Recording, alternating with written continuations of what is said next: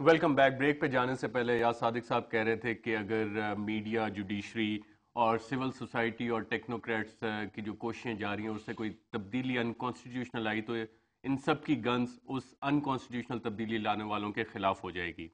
اور ہم نے بات شروع میں کی تھی ڈیڈ لائنز کی وزیر اعظم کی، وہ خود کہہ چکے ہیں. قریشی صاحب، پارٹی میں جو سی سی کی میٹنگز ہو رہی ہیں اس میں ہمیں کچھ اطلاعات ہیں آپ کی اپنی پارٹی کے اندر سے کہ گڈ گورننس پہ پرائم منسٹر صاحب نے بھی کہا ہے کہ کچھ منسٹریز کی پرفارمنس اچھی نہیں ہے، جس میں ایک آپ کی منسٹری ہے جس میں law and order of course ایک بہت بڑا مسئلہ ہے.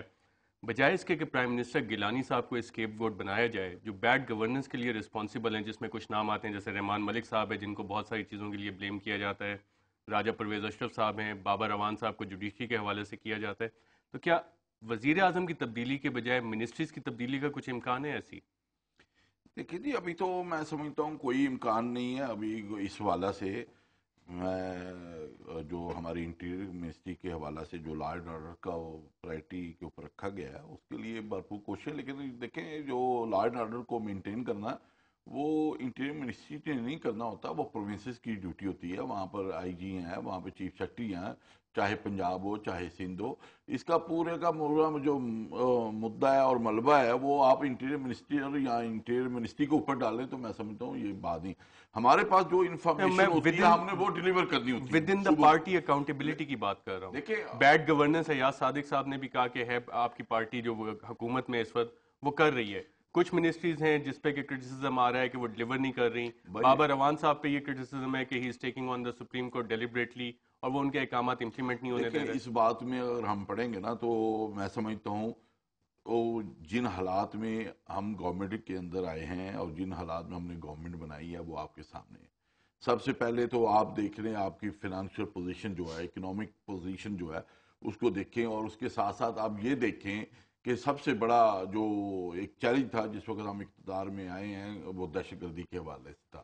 اور اس دہشت گردی کے حوالے سے جس بات کو ہم نے ان طاقتوں کو ریئلائز بھی کروایا ہے جن کا یہ موقف تھا کہ پاکستان دہشت گردی کے حوالے سے کوئی بولڈ سٹیپس نہیں لے رہا، اور اس میں ہم نے ان کو باور کروایا ہے کہ پاکستان نے سب سے پہلے ٹاپ پرائرٹی کے اوپر جب نئی گورنمنٹ آئی ہے اور ایک کنسنسس بنایا ہے پوری پارلیمنٹ کا اور تمام پولیٹیکل پارٹیز کا، چاہے وہ ہاؤس کے اندر ہے یا باہر ہے، کہ ہم نے اس جنگ کو لڑنا ہے اور پاکستان کے عوام کو ہم نے کسی صورت بھی یا پاکستان کو ان دہشت گردوں کے حوالے نہیں کرنا.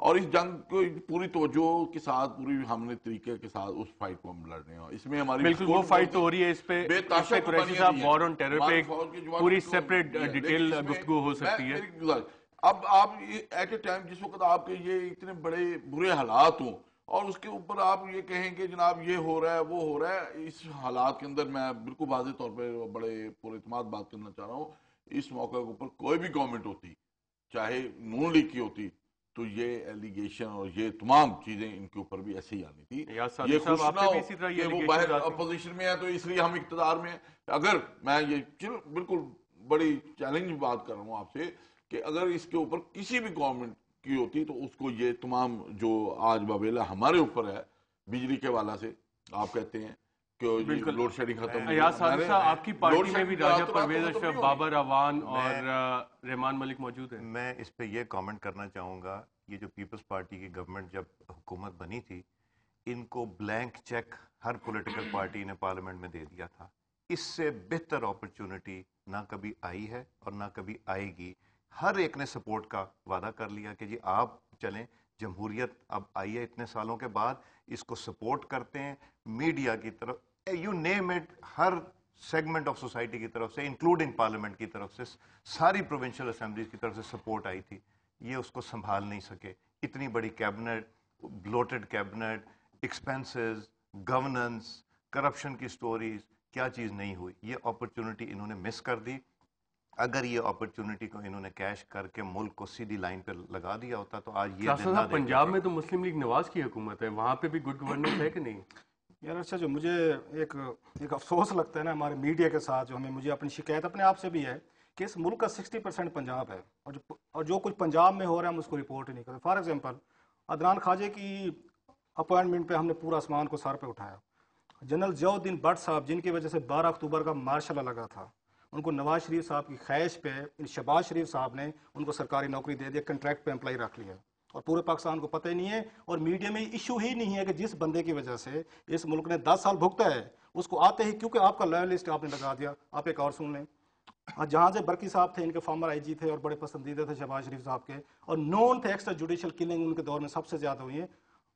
हाँ, उनको ना सिर्फ इन्होंने अपना वो लगाया था, एडवाइजर लगाया था, पिछले दिनों उनको 85,000 उनको डॉलर दिए गए कि हजूर आप बैरून मुल्क से अपना इलाज करवा के हैं। आप सईद मेहदी साहब को जानते होंगे, हजूर को उन्होंने वहां पे लगाया, उनको पे अपॉइंटमेंट दी। एक नवाज शरीफ साहब अपना एक बॉडीगार्ड लेके आए थे जो हर वक्त उनके साथ रहता है। आपको याद होगा 10 सितंबर 2007 को जब लंदन से उनके फ्लाइट पे आए थे, हाँ वो भी उनके साथ है। उनको टास्क फोर्स का चेयरमैन लगाया हुआ है अपने बॉडीगार्ड को। पंजाब में भी बहुत बड़ी तबाही हुई है। राना मकबूल साहब को देख लें, और वो तमाम लोग जिनके इरिटेंट्स हैं फेडरल हुकूमत के साथ। आपको पता है कि जरदारी साहब के साथ पर्सनल मसला है, आप भी तो पूरा जोर लगा रहे हैं कि फेडरल हुकूमत को इरिटेट किया जाए। अगर यहाँ पे आपके बकौल बाबर रवान साहब हैं, रहमान मलिक साहब हैं, फलां फलां हैं, तो इनके पास ही राना सनाउल्लाह साहब हैं और वो वन मैन शो है, वन मैन डेमोलेशन स्क्वाड है। उनकी गुफ्तगू सुन लें, उनकी बातें सुन लें। मुझे तो एक किस तरह आज के उनके बयान उन्होंने आप उठा के देख लें, उन्होंने कहा फलां फलां मिनिस्टर के पंजाब में दाखिले पे पाबंदी होनी चाहिए, वो पंजाब में एंटर नहीं हो सकते। हाँ, साथ में जिस तरीके की उन्होंने जबान यूज की गवर्नर के खिलाफ, हाल तो गवर्नर साहब भी उनके खिलाफ एक मैचिंग रिप्लाई देते रहते। मैं ये कह रहा हूं कि हमें ये नवाज शरीफ साहब जैसे लीडर से या शहबाज शरीफ साहब से ये तवक्को नहीं है कि इस तरह का एक नॉन सीरियस आप एक अपना बंदा लगा देंगे जो इस तरह का स्टेटमेंट देगा जिससे मुल्क में पॉलिटिकल आपकी पोलराइजेशन बढ़ेगी, आपकी अनार्की बढ़ेगी। और पंजाब में सबसे बड़ी ज्यादती की मेरा ख्याल नहीं करनी चाहिए थी, और अगेन क्योंकि स्टार्ट ही नहीं का था, और उस पॉलिटिकल क्राइम में ये लोग भी शामिल हैं, ये जो पीपल्स पार्टी के डिस्ट्रिक्ट लेवल पे जिन्होंने गवर्नमेंट्स खत्म किए। ये नई लीडरशिप को कभी भी नहीं आगे आने देते, ना पीपल्स पार्टी ये चाहती है और ना पीएमएल नवाज चाहती है। जितने एमएनए हैं, जितने आपके वहां पे ये एमपीज हैं, सब ने मिलकर कहा कि डिस्ट्रिक्ट लेवल पे आप नई लीडरशिप मत आने दें, अपने डिस्ट्रिक्ट को मत चलाने दें। आप वही गोरा दौर का डिप्टी कमिश्नर लोगों पे आपने इंपोज कर दिया, और उसी के शुरू तो पंजाब से हुआ था। या ऑफ कोर्स के इन्होंने समरी भेजी थी। शहबाज शरीफ साहब ने कहा था कि डिस्ट्रिक्ट गवर्नमेंट्स को उड़ाओ, इनको डिसॉल्व करो, 6 महीने से कोई इलेक्शन नहीं हुए। ये मैं कह रहा हूं कि आप इंस्टीट्यूशनल बिल्डिंग नहीं करने दे रहे, आप जनरल जियाउद्दीन भट्ट साहब जैसे लोगों को नौकरियां दे रहे हैं। बिल्कुल, हालात पंजाब हुकूमत के भी कुछ इतने बेहतर नहीं है जैसे रऊफ क्लासा साहब बता रहे थे। और ब्रेक से जब हम वापस आएंगे तो मालूम करने की कोशिश करेंगे कि जो डेडलाइंस और जो वली डेडलाइंस दे रहे हैं उनकी हकीकत कितनी रह गई है। एक वक्फे के बाद।